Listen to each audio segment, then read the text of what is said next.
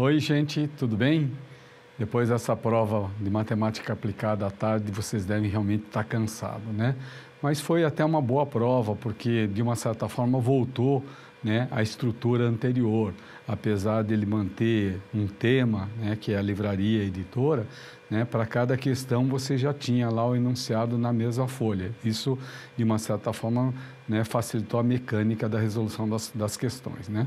Vamos para a primeira questão, né, onde você tem aí uma questão em que envolve a função polinomial do primeiro grau, uma equação que relaciona preço e quantidade vendida, que se chama equação demanda, né? Isso aí a gente viu exaustivamente durante a revisão aí, né? Então, você montaria a função, dado pela tabela lá, né? R$ 100 vende 30 unidades, R$ 90 vende 40 unidades. Aí você sai com a equação do primeiro grau, y é igual a menos x mais 130. E você sabe que a receita, ele é o produto do valor, né, de cada preço unitário pelo, né, quantidade vendida. Aí gera uma equação de segundo grau com um coeficiente do x ao quadrado negativo. Isso dá uma curva de concavidade para baixo, né? Isso tem um ponto de máxima. Aí você teria que calcular o x do vértice, que vai garantir aí, né, a receita máxima. Aí você substitui lá, encontra x igual a 65, você substitui no lugar do x, obtém o y igual a 65 também, né? Então, o preço de venda que maximiza a receita é R$ 65. Perfeito? Bom, aí no item B vem a equação do lucro, e você sabe que lucro é receita menos o custo, né? E aí você escreve, né, a receita, subtrai o custo, que sai 8x, né? E você encontra aí a equação do lucro, também uma função do segundo grau com concavidade para baixo. Outra vez, você utiliza o x do vértice e você vai encontrar, né, que você deve vender 61, né, que seria o valor do x, e o preço de venda, então, seria 69, né? O que o gerente tomou a decisão errada, tá certo? Então, ele tomou a decisão que não está correta, concorda?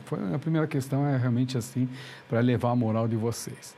Passando para a segunda questão, outra vez, né, ele mexe outra vez com uma função do segundo grau, só que agora com duas variáveis, né? Então, ele fala que a quantidade, né, de capa dura e a capa de papelão, né, ela vende por x reais e y reais e dá uma relação entre eles. Essa relação gera a quantidade vendida no total, né? E aí ele pede qual deve ser o preço de venda de cada versão, de modo que a quantidade de livros vendida seja o maior possível. Novamente, você tem que cair numa equação quadrática, né? Como ele disse que o x tem que ser igual a 2y, quando você substitui na equação que ele deu a quantidade, você encontra uma função de segundo grau, outra vez com a concavidade voltada para baixo. Aí utiliza outra vez o x do vértice, você vai encontrar 33 para x, né, e para o y, né, depois você vai encontrar o valor de x, igual a 66, que é o dobro. Portanto, a versão de capa dura deve custar R$ 66 e o de papelão R$ 33, né? Perfeito? Tranquila a questão, né?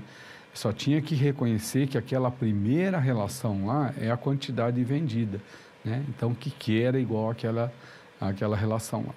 Bom, no item B, ele quer a quantidade máxima para ocorrer o y do vértice, né? Ocorre para o y do vértice. Aí você pode calcular a quantidade máxima pelo menos delta sobre 4a ou substituir o x, né? O y que você encontrou na equação Q lá, né? Aí você vai encontrar 5.445 livros. Perfeito? Então, segunda questão também, muito parecida com a primeira, né? Uma questãozinha que vocês não devem ter encontrado dificuldade. Na questão 3, ele agora fala sobre uma estante de venda da editora, onde tem 5 livros diferentes, distintos, grandes, de mesmo tamanho, e 4 livros distintos, pequenos, de mesmo tamanho. E eles serão expostos em uma prateleira junto com um único exemplar do livro Descobrindo o Pantanal, né? Agora, ele pergunta no ITA quantas maneiras diferentes eles podem ser alinhados na prateleira e se os livros de mesmo tamanho têm que estar juntos, né? E o Descobrindo o Pantanal deve ficar em um dos extremos. Aí é uma regra do produto simples, né? Você pega, coloca lá 2 duas possibilidades do livro Pantanal, está uma de extremidade à esquerda ou à direita, né? Depois você permuta os 4 livros menores entre si, 4 fatorial, e os 5 livros maiores, 5 fatorial. Aí a regra do produto, 2, né, vezes 4 fatorial, vezes 5 fatorial, certinho? Isso vai dar 11.000, né, e voltando a 11.520, certinho? Então, não era... Aí também você tem aquelas 2 vezes, né, que o livro de grande pode permutar com o livro pequeno, né? Então, tem 2 vezes aqui. Então, é 2 vezes 2, 4 fatorial vezes 5 fatorial, vai dar 11.520, né? Agora, no item B, ele pergunta, no final da feira de livro, a editora fez uma promoção, né? Numerou os livros da prateleira de 1 a 10, né? E sorteou um livro para o 1000º visitante. Qual a probabilidade expressa em porcentagem de o visitante receber um livro cujo número seja a média aritmética de 2 números primos quaisquer compreendido entre 1 e 10? Aí, se você tiver um pouquinho de rigor, né, você vai perceber, aqui não está funcionando, né, vai perceber que os números primos que a gente tem de 1 a 10, toma cuidado, hein? 1 não é primo. Isso a gente já chegou a discutir várias vezes, 1 não é primo. Então, são 2, 3, 5 e 7. Agora, como no texto ele diz quaisquer 2 primos, pode ser que eles sejam iguais também. Então, se você achar a média de 2 com 2, vai dar 2. Média de 3 com 3, vai dar 3. Né? Média de 5 com 5, vai dar 5. E aí depois você pode fazer média com os números primos para dar par, né? 1 e 7, 1 e 5 e 1 e 3, e aí você vai ver, vai totalizar 6 maneiras diferentes. E 6 em 10 é 66,6%. Perfeito? Agora, uma observação. O aluno que não considerar a possibilidade dos números primos serem iguais, podia incorrer num erro, né? Mas isso não está escrito no texto. O texto diz quaisquer números primos. Não disse se eles têm que ser distintos ou não. Então, se o aluno considerou distinto, ele vai encontrar 33%, né, mas estaria, né, uma resposta que não condiz com o texto, né? Então, estaria errado essa questão, né? Então, tomar muito cuidado com essas pegadinhas aí. Falou? A quarta questão é de um funcionário do setor de planejamento da editora, Progresso, verificou que as livrarias estão localizadas num plano cartesiano na origem 00A, B está no 1 e 7 e C está no 8 e 6, né? Sendo que as unidades estão em quilômetros. Ele quer um ponto P para ser instalado um depósito que seja equidistante. Turma, toma cuidado, hein? Equidistante não significa, né, baricentro, hein? É o circuncentro, né? É o circuncentro. Aí você poderia fazer de 2 maneiras. Você poderia fazer chamando esse ponto P de XY, e distância até A igual a distância até B, desse ponto P, igual a distância até C. Igualando 2 a 2 a distância, você obtém o ponto P, né? Aí daria 4, 3. Aí a gente apresentou uma solução que, se você observasse, né, a distância de A até B, a distância de A até C e a distância de B até C, vai dar um triângulo retângulo e isósceles, né? E aí o circuncentro estaria no ponto médio da hipotenusa. E a hipotenusa é A e C. Aí você conseguiria obter o mesmo ponto 4, 3. Né? Então, tem 2 maneiras de fazer, né? Uma usando distância 2 a 2 igualando as distâncias, obtendo a equação das mediatrizes, ou você percebendo que esse triângulo é retângulo isósceles, né? Se você perceber que o triângulo é retângulo isósceles, aí fica fácil o item B. Por quê? Porque a hipotenusa é exatamente o diâmetro, né? Então, se o diâmetro é o AC, vale 10 a distância, ele é lado raiz de 2. Aí você encontra o lado igual a 10 sobre raiz de 2, né? Que se você elevar ao quadrado, você vai obter, né, L2 igual a 50, né? Que é a área do quadrado. Perfeito? Então, ou você segue um caminho, segue outro, ambos vão chegar na mesma solução. Tá ok? Certinho? Bom, essa questão, inclusive, está na nossa apostila, né? Só que com outros números, logicamente, né? E aí você teria que calcular para saber, né, qual será a capacidade de metros cúbicos do depósito, calcular a área da base, que é a parte frontal do depósito, são 2 trapézios, né, e multiplicar pelo comprimento, que é 7,2 centímetros. Só que você teria que fazer isso convertendo para metros, né? Como ele deu a escala de 1 para 500, cada 1 centímetro corresponde a 500 centímetros, né? Então você teria que converter os centímetros todos em metro, né? Na escala de 1 para 500. Aí você obteria, né, 15 metros, 36 metros, 4,5 metros, né, e 3 metros naquela parte do pé direito maior lá, né? Então você calcular ali a área da parte frontal, né, que seria 15 vezes a base, uma alturinha, e 15 vezes a outra alturinha, né? Isso daria 90 metros quadrados. Agora, como você quer o volume, é prisma, a área da base vezes a altura, né? E você chegaria facilmente em 3.240 metros cúbicos. Perfeito? Né? Essa questãozinha aí, ela realmente não era tão complicada a ponto de dificultar para o aluno, né, bem preparado, né? Então, é uma questãozinha até que de fácil resolução.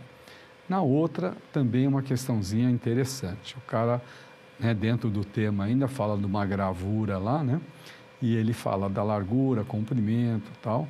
E ele pergunta se a dimensão, o retângulo formado pela moldura, ele é semelhante ao retângulo formado pela gravura, né? A moldura e a gravura. Para você ter quadrilátero ou retângulos semelhantes, você tem que ter proporcionalidade entre comprimento e largura, né? Porque você não pode visualizar só os ângulos são todos iguais. No caso do triângulo, sim, né? Você pode ter 2 triângulos semelhantes quando tem 2 ângulos iguais. Mas no caso de retângulo, né, tem que ver a proporcionalidade entre os lados. Aí você monta a proporção lá, né? 60 está para 50, assim como 55 está para 45, e você verifica que essa igualdade não ocorre. Logo, as figuras não são semelhantes, né? Questãozinha básica também, né? De conceitozinho assim. Aí ele fala que se você substituir os 5 centímetros da moldura por um K, né? Se existiria o valor de K positivo que torne as duas figuras semelhantes. Na hora que você monta a proporcionalidade de novo, você vê que o K tem que ser igual a 0. Como ele fala em K positivo, então não existe esse valor de K que faça com que os retângulos sejam semelhantes. Essa é uma questãozinha básica, né, em que se o aluno prestasse um pouquinho de atenção, ele não teria dificuldade em resolver, né? Certo? Então, é uma questãozinha muito interessante e para beneficiar o aluno que sabe inteiramente o conceito, né? Na 7ª questão, né, esse talvez vocês tivessem a maior dificuldade nessa questão aí, né? Dentre as 6 primeiras, essa é a primeira um pouco mais sofisticada, né? Mas tem assim, o cara compra 10 livros e leva um de graça. E ele compra 10 livros, paga 9 e adquire um exemplar, né, com desconto de 10% sobre o preço original. Aí o cara pergunta entre as duas opções qual é a mais vantajosa para a livraria, né, em relação à editora, né? Então você faz, se ele compra 11 livros, mas paga 10, o custo dos 11 livros é 10 vezes X, né? E na segunda situação, ele paga 9X, né, pelo preço X. E o último livro, ele tem 10% de desconto sobre o preço original. Então, se você somar 9x com x vezes 1 menos 0,1, que é o desconto, você vai encontrar 9,9x o total que ele vai pagar. Então, entre a primeira opção, que ele vai pagar 10x, e a segunda, que é 9,9x, a segunda possibilidade é mais vantajosa, a segunda opção é mais vantajosa. Perfeito? Agora, no item B, vocês atentem pelo que ele colocou, se o preço original de cada livro da editora é 54, né? Mas ele fala que ganha até 10% a mais do preço conseguido na editora. Então, a gente vai, para ter, né, na pergunta aí, o maior lucro que a livraria poderia obter, né, com 10% já, que é a maior porcentagem que ele vai, né, colocar em cima do preço da editora. Então, a gente vai ter aí, né, a seguinte equação, né? O valor de venda seria R$ 54,00 da editora, mais acrescido 10%, vezes 11 livros, né? Então, ele teria um valor de venda total de R$ 653,40, né? Isso é o valor que ele vai obter de venda. Mas o lucro vai ser sempre o valor de vendas menos o valor do custo. Então, na primeira situação, seria o custo 1, né? Certo? Que é aquele anterior lá, né? É 10x, tá certo? Então, se você considerar o 653,4 menos 10 vezes 54, aí você vai ter, né, um lucro de 111,40. Na situação 2, você vai ter outra vez 653,4, que é o valor de venda máximo, menos 9,9, né, x, que é 54. Aí você vai chegar no 118,80. Então, a primeira opção ele vai ter um lucro máximo de 113,40 e na segunda opção 118,80. Certinho? Então, essa eu acredito que seja a questãozinha até agora um pouco mais, né, que demandava um pouquinho mais de conceito, né? Agora, para a oitava questão, já era mais simples, né? É uma questão direta. Ele fala, compre o livro com 12% de desconto e economize 10,80. Então, você percebe que esse 12% em cima do valor, né, que seria o valor original, vai gerar o 10,8% de desconto, né? Então, você pode resolver já direto assim, ou se não, monta lá, né? P é o preço original, P menos 0,12%, P é igual a P menos 10,80%, que é o desconto. Aí você vai chegar naquela equação que eu falei, né? 0,12 de P igual a 10,8 e sai que o preço original, então, é R$ 90,00. Você vê que a questão 7 era muito mais sofisticada que a 8. E a gente sempre lembra a vocês, não vai na sequência, né? Pode ser que tenha uma questão depois que seja mais fácil que a anterior. Então, encontrou dificuldade, sempre vai tentar fazer a próxima, porque às vezes vem uma questão mais simples, como veio agora, né? É que a questão 8 aí foi, como a gente já costuma falar, de grátis, né? Veio de grátis para vocês, né? Foi mais fácil. Na questão 9, é uma questão que também a gente resolveu várias questões nesse estilo aí, né?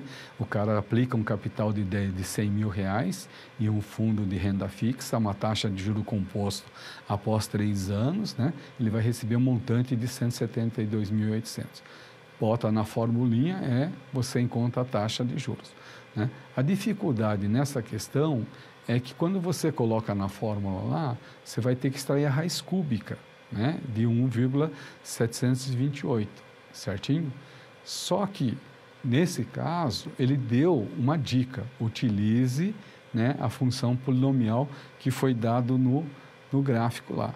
Se você olhar para essa função e olhar para a equação que você obteve, é a mesma, né? Na hora que você substitui lá, cancela os 100.000 com 172.800, você cai naquela equação lá de cima, passando 1,728 para o primeiro membro, você chega exatamente na função dada. E tem que ser igual a zero. Isso significa que o x deve ser raiz. E x é raiz onde o gráfico corta o eixo y, né? Que é o 0,2, está vendo? Ó? Então, uma das raízes é o 0,2. Aí você chega à conclusão que é 20%, que a x é 0,2, 20% de taxa de juros, né? Aí, se você tem aquela equação lá, é uma equação algébrica do terceiro grau, você sabe que a soma das raízes uma a uma pelas relações gerar é menos b sobre a, né? Menos b sobre a é aquele menos 3, que tem no coeficiente do x2 sobre o a, que é 1, né? A soma das raízes vai dar menos 3.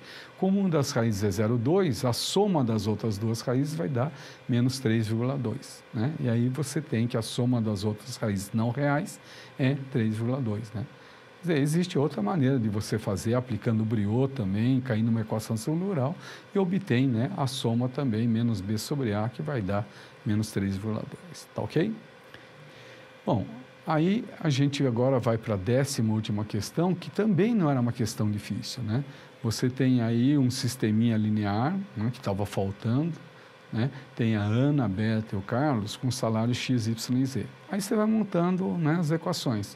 O salário de Ana é igual à soma do salário de Beta com o Carlos. Então, x é igual a y mais z.